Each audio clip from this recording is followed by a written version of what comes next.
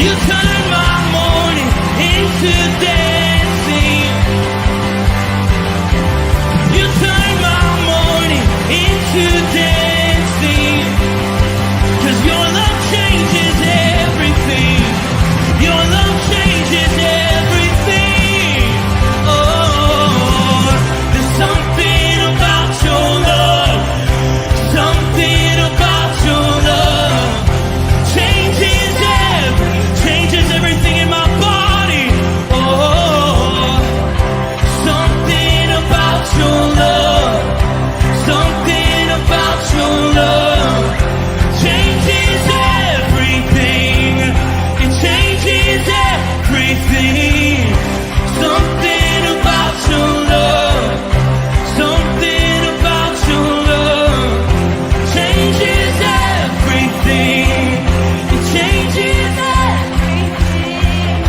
Something about your love. Something about your love changes everything. Changes everything. Something about your love. Something about your love changes everything. Something about your love. Something about your love changes everything. Changes everything. Something about your love. Something about your love changes everything. Changes everything. Something about your love. Something about your love changes everything. You turn my mourning into dancing.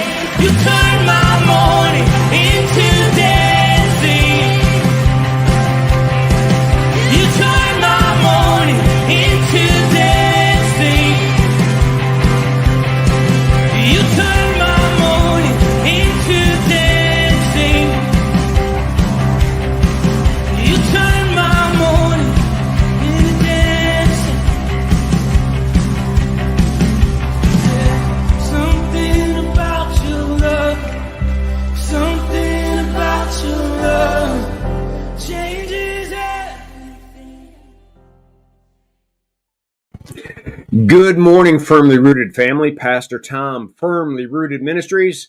Good to have all of you on board. What's that white stuff outside? Oh, I can see it on the branches and the grass and the deck. Oh, snow, snow, snow. Here we are, getting into the middle of April. Unpredictable, but it's Michigan, so we'll take it. We'll take it. We got another day to be believers in Jesus Christ and to love one another and serve one another. So let's get going. Let's see who's on board. I'm out there on X. Good morning, Firmly Rooted family. Vivian's out there. Good morning. Brian Vlaming. Good morning, Saints. Karen Thompson's out there. Good morning. My sister Trish, she's out there. Jody Glenn. Good morning. Connie Sandbrink, good morning. Bert Reggiani, good morning, everyone. Kim Reese, good morning. Great to have you on board.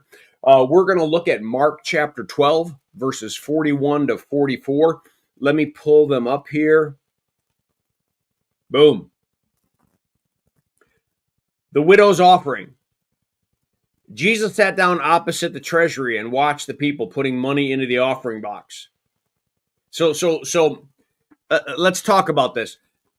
There are festivals during the Jewish year where you would bring in your gifts, right? Your tithes and offerings, because the Lord had blessed you. You're a shepherd maybe, or you grew wheat or olive oil or whatever it might be. But there were these festivals where you would bring in the blessings that God had bestowed and you would put in your offerings. Sometimes, because of distance and travel, you would convert that to cash and you would put coins and money in a big box. Sometimes it was actually bringing in lambs that would be evaluated and goats that would be evaluated so that they could be used in the sacrificial system. But my point is, this isn't a strange thing happening. What's a little bit strange about it is that it became a thing. This is one of the reasons why we don't pass a basket or have people get up at church and go put their offerings in a plate where you say, oh, that person donated, oh, that person didn't. It's private, right? So what people would do is they get around this whole area and they would watch as the people would come, and some of the richest of Israel would come, and they'd have all their stuff, and boom, placing all of these large sums of money or large sums of animals, and everybody's oohing and eyeing because look at all of the gifts being brought. Well, Jesus is sitting there and he's watching. He's not oohing and eyeing, he's just watching as people were putting in large sums. I'm imagining he's hearing some oohing and eyeing, but he's not. And then all of a sudden, a poor widow came and put in 2 small copper coins, which would make about a penny, which we are thinking about no longer circulating, right? I think I saw in the news recently that we're thinking about just getting rid of the penny and have everything reduced down to the nickel, because it's more expensive to make a penny than a penny's worth. Interesting, huh? But at any rate, it just goes to show that this woman is not getting the attention, the oohs and the ahs from the crowds. But she gets an ooh and an ah from Jesus. We got to pay attention here. Everybody's giving their offerings, but Jesus is not oohing and ahhing until now. And now the offering is but a penny. He says to his disciples, because he's teaching, he calls his disciples to him and says, truly I say to you, this poor widow has put in more than all those who are contributing to the offering box. What? No, she only gave a penny. Some of them gave thousands and tens of thousands. Jesus, what are you talking about? That she gave more, that she contributed more than all the others. Listen to what he says. They, all those others, contributed out of their abundance. They did their 10% and then lived off their abundance. She, out of her poverty, has put in everything she had, all she had to live on.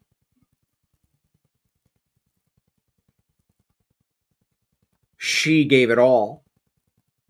The one who had every right to hold on to the penny because it's the only penny she had, somehow trusts, give me today my daily bread.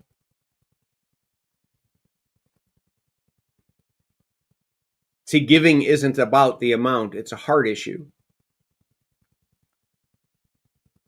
Our good works aren't about our good works, it's a heart issue.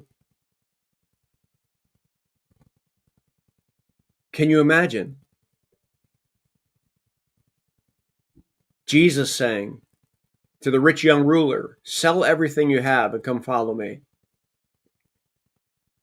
And he leaves sad because he was very wealthy.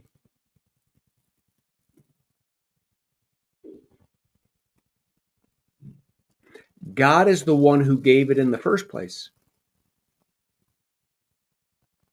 Whether it's the woman with a penny or it's the person with tens of thousands and whatever, God gave it in the first place.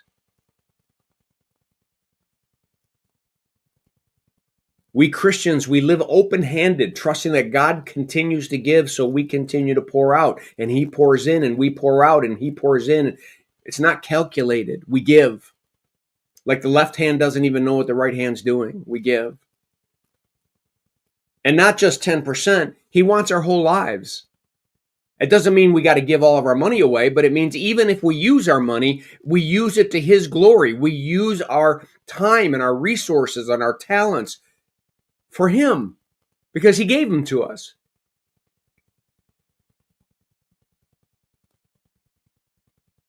I guess my whole point is they came giving a portion of their abundance, and Jesus is not impressed because their hearts are fulfilling just an obligation.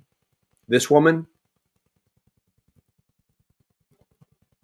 even though she has nothing, gives everything to the one who sustains her every day and keeps her going. Whew, powerful, powerful. All right. Well, that's it. I hope that this devotion was a blessing to you. Alice, good morning. Blessings on your day. Make it a firmly rooted day, and may someone see Jesus in us today. Peace.